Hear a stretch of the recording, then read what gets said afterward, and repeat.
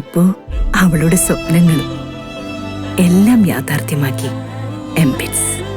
സ്വപ്നങ്ങളെ യാഥാർത്ഥ്യമാക്കി MBITS engineering college, Kothamangalam.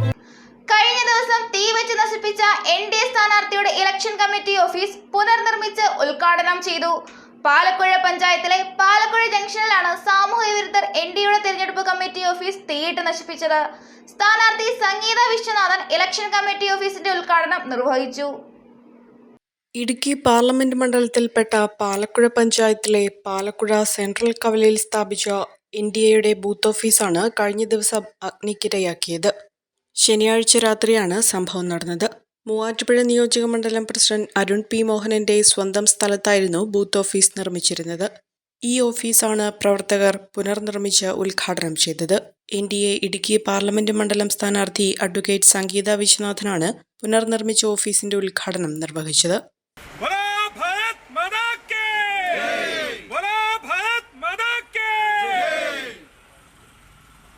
മോദിജിയുടെ സ്വപ്നങ്ങൾ ഇവിടെ വികസനം യാഥാർത്ഥ്യമാവുമ്പോൾ ചിലരൊക്കെ വിരളി പൂണ്ട് ഇത്തരം പ്രവർത്തനങ്ങളിലേക്ക് കടന്നു വരുന്നത് തീർച്ചയായും ദുഃഖകരമാണ്.